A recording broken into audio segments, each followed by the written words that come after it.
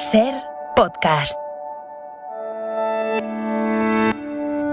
Estás escuchando Acontece que no es poco, y yo soy Nieves con Costrina, la que te lo cuenta. Un podcast de historia para conocer, para entretenerse, para criticar, para cotillear y para lo que se tercie. Que disfrutes del episodio.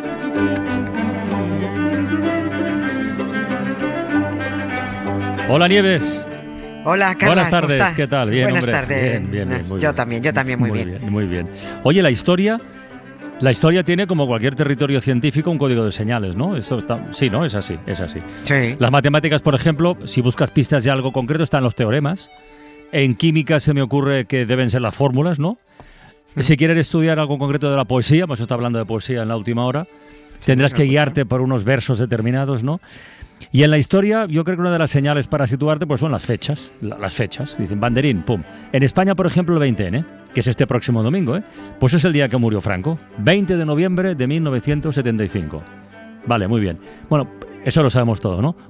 Pero resulta que 6 días antes, el 14N, también ocurrió algo que ya es historia de España y yo diría que no precisamente de la buena, ¿eh? Nada, para nada de la buena. Y además lo voy a decir del tirón para que se sepa cuanto antes el charco que piso hoy o que pisamos hoy, ¿no? El 14 de noviembre de 1975, claro. Ahí está el año y el mes, noviembre del 75, se firmó en Madrid la transferencia de la administración del Sáhara Occidental a Marruecos y Mauritania. El sábado hubo una manifestación en Madrid que recordaba aquello, ¿no? Que recordaba aquel mal momento. Que esto, dicho en lenguaje, pues, consuetudinario, que diría aquel, bueno, pues, que España dejó tirados a los saharauis. Rompió sus promesas, faltó a su palabra y dejó un berenjenal montado por el que se nos tendría que estar cayendo la cara de vergüenza un día sí y al otro también. Porque si hablamos de la que liaron los británicos y la comunidad internacional con la gran pifia de los judíos en Palestina, que por cierto mañana, que vamos por etapas, mañana viene la segunda parte. Muy bien. Del asunto judío, ¿no? Ya avisaste que iría por capítulos eso. Sí, van a venir 3 o 4, no. pero para no saturar voy a ir uno por semana. No, está bien, está muy bien. Está bien, ¿no? Bueno, pues si nos ocupamos del asunto de los judíos, pues tendremos que mirar también la basurilla que tenemos en casa, ¿no? La bolita esa que te sacas del ombligo. Y de la misma manera que para saber cómo han ido liando la guerra los judíos en Oriente Próximo hay que irse al siglo XIX, pues también nos tenemos que ir a ese maldito siglo colonialista para empezar a tirar del hilo y saber por qué, cómo y cuándo España engañó a los saharauis, ¿no? El Sáhara es una madeja que enredaron el dictador Franco, su colega Borbón Juan Carlos, por entonces príncipe, sí, hoy malhechor oficialmente rehabilitado y empadronado en Abu Dhabi para no pagar impuestos. Y aquella madeja enredada la enquistó la transición y ahora es una madeja enquistada y enredada que ya no hay quien desenrede ni quien desenquiste.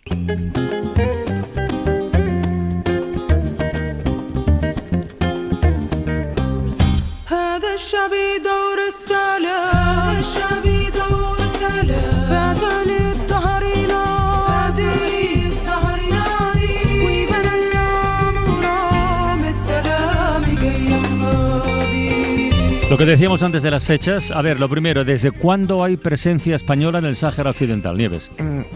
Pues para no irnos muy atrás, digamos que la presencia española oficial, a partir de acuerdos firmados, para entendernos, está desde la Guerra de África, desde el último tercio del siglo XIX, ¿no? Ahí empezó a extenderse España por el Sáhara.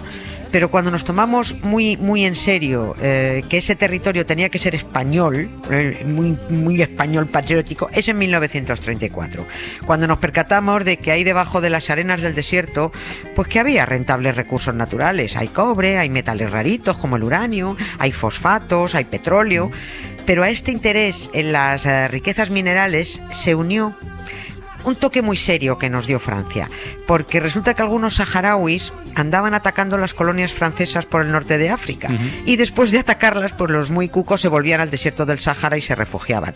Acordémonos de Rick y Casablanca, ¿no? Porque todo aquello era un protectorado francés, ¿no? Y los saharauis molestaban de vez en cuando a los franceses, ¿no? Por eso Francia le dice a España: oye, el Sáhara es vuestro, ¿no? Dice España, sí, claro, bueno, pues atad corto a los saharauis que nos están atacando y lo mismo la vais a tener que ver con nosotros, ¿no? Pero los franceses se fueron, o sea que nosotros teníamos mucho sentimiento con el Sáhara español, por supuesto. Pero los franceses se fueron, se acabó el protectorado y nace el reino independiente de Marruecos, que empieza a mirar con ojitos interesados hacia el Sáhara occidental. Ahí sale la patria española, por supuesto, que le dice a Marruecos, el Sáhara es muy español y mucho español. Esto no se toca. Y además estamos invirtiendo mucha pasta buscando petróleo y hay unos caladeros de pesca muy jugosos y unos yacimientos de fosfatos estupendérrimos y al que meta aquí la mano se la corto, más o menos, ¿no? Esto es a principios de los años 60. ¿Ya todo esto los saharauis qué decían? Quiero decir, ¿estaban más cerca de Marruecos o más cerca de España? Más cerca de España. La mayoría de los saharauis fueron partícipes de la bonanza. Hablamos en general, pues siempre habrá alguien que no, pero hablamos en general. Ellos fueron partícipes de esa bonanza económica, estaban satisfechos con lo de ser españoles, ¿no? En el Sáhara entraron 3.000 millones de pesetas en aquellos años, que eso era una salvajada, ¿no? Se instalaron empresas, ¿no? La zona prosperó, se mejoraron las infraestructuras, escuelas, mejoraron las casas. Los saharauis dejaron de ser nómadas y se establecieron en pueblos y ciudades, ¿no? Y estaban pues todos más o menos contentos. En aquellos años 60, la ONU fue diciéndoles a los países que tenían colonias por África que aquella casposa época colonial que estaba tocando a su fin, que se acabó, que había que ir preguntando a los pueblos colonizados, si querían la autodeterminación. Y así llegamos a los 70. Estoy yendo rápido con este tema, pero para dar una visión muy de conjunto. No, pero se sigue bien, se sigue muy bien. Sí. Bueno, pues llegamos a los años 70, que es cuando la ONU le dice a España, oye, hay que hacer un referéndum en el Sáhara. Y dice Franco, el dictador, pues me parece muy bien. Sí, venga, en 1975 vamos a hacer el referéndum y les preguntamos a los saharauis si quieren la independencia, si quieren la autodeterminación. Y ahí Hassan II, el rey de Marruecos, es cuando arruga el morro. Porque Franco está muriéndose, está tromboflebítico perdido ya, pero se dormía por las esquinas, babeaba, un Parkinson galopante. Y el precio del petróleo, ojo, es un momento en el que estaba disparado. Y Hassan quiere aprovechar que Franco está chocho y agonizante para quedarse con el territorio y el petróleo, ¿no? Y ahí es cuando Hassan II le reclama a la ONU la soberanía del Sáhara. Y la ONU le dice, no, de eso nada. En realidad es el Tribunal Internacional de Justicia de Naciones Unidas, no la ONU, el Tribunal Internacional, el que le dice a Marruecos, no, hija, que eso como dicen todo por la radio, no, hija, no, tú no puedes reclamar la soberanía, porque está previsto un referéndum. Y esto se lo dice ese tribunal de la ONU en octubre de 1975. Y claro, ya sabemos todos el show que empezó a organizar inmediatamente después el tal Hassan.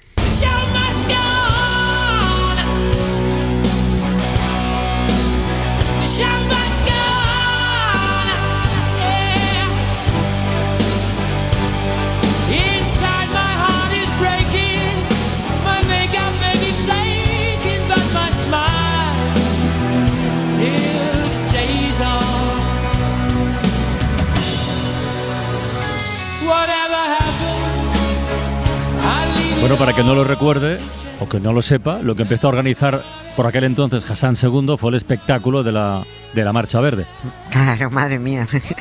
que en realidad fue la invasión de territorio saharaui por parte de 1 millón de marroquíes para exigir ellos la incorporación a Marruecos del Sáhara Occidental, ¿no?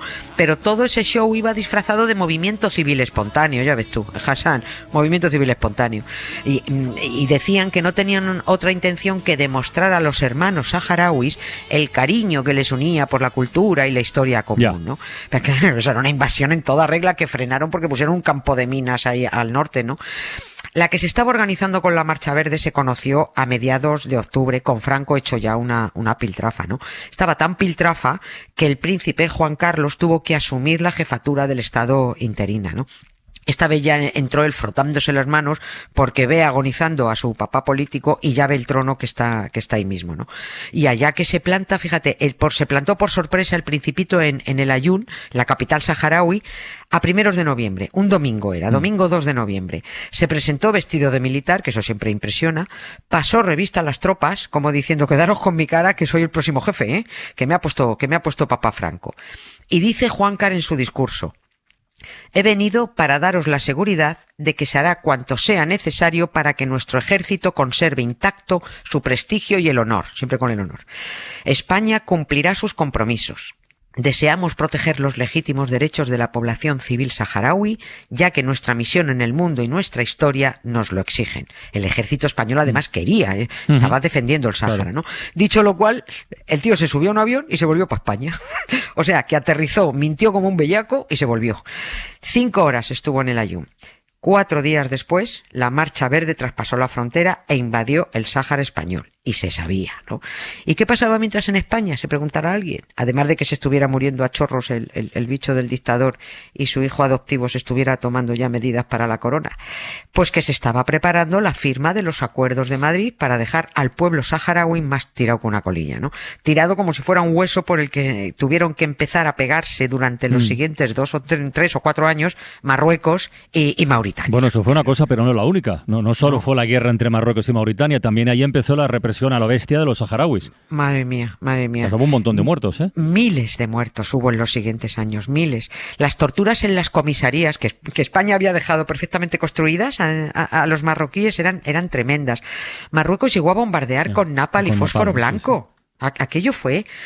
Bueno, a una población además saharaui que en realidad era española. Sí. Es que eran españoles. El Sáhara Occidental tenía la condición de provincia española, la provincia 53. Sus procuradores se sentaban en las cortes franquistas. Todavía muchos te enseñan el DNI español. Mira, soy español, te dicen, ¿no? La ONU seguía diciéndole a España que cumpliera su compromiso. Todavía hoy no reconoce los acuerdos de Madrid, firmados aquel 14 de noviembre. Pero claro, eso era la ONU. Pero ahí tenemos a Estados Unidos, que eso ya era otra historia, ¿no? Porque a Washington, metido en su Guerra Fría, le venía muy bien que Marruecos se quedara con el Sáhara. Y a Francia también le venía muy bien. Así que tenemos que 2 potencias presionaban a España para que le regalara el Sáhara Occidental a Marruecos, cuando lo que tendrían que estar haciendo esas potencias, como miembros del Comité de Seguridad de la ONU, era hacer cumplir el referéndum de autodeterminación. Ay, Dios mío, es que de verdad, con esto queda tanto por contar. No me extraña que los saharauis se sintieran traicionados, ¿eh? Sí, tremendo. Es que los engañaron, o sea, todo se llevó además en absoluto secreto. Es que el príncipe estuvo solo días antes diciendo no sé qué de proteger los derechos legítimos saharauis, ¿no?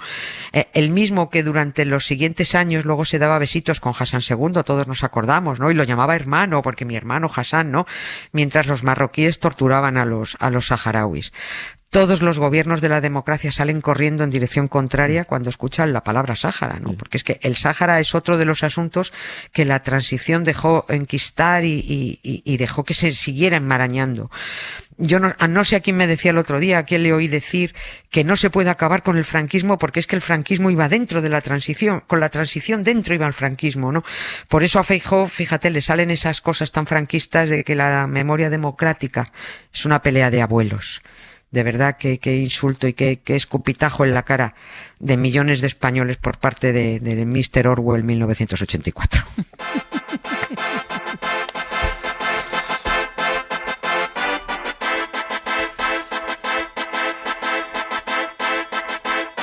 Mienten, enciendes el televisor y nos mienten. Hablan con total corrección, pero mienten. Dicen tener la solución y luego mienten. Nadie les cree y con razón, porque mienten. Nunca cometen un error, ellos mienten. Dicen tener la solución y luego lo sienten. Mañana a esta hora más verdades como puños con Nieves con Costrina, ¿sí o no? Bueno. Se intenta. Hasta mañana, Nieves, un beso. Gracias, Carlas, un beso.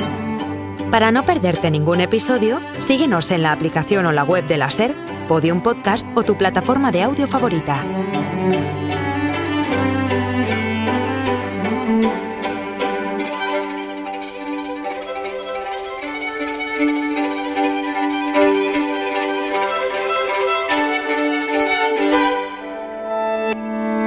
Cadena SER. La radio.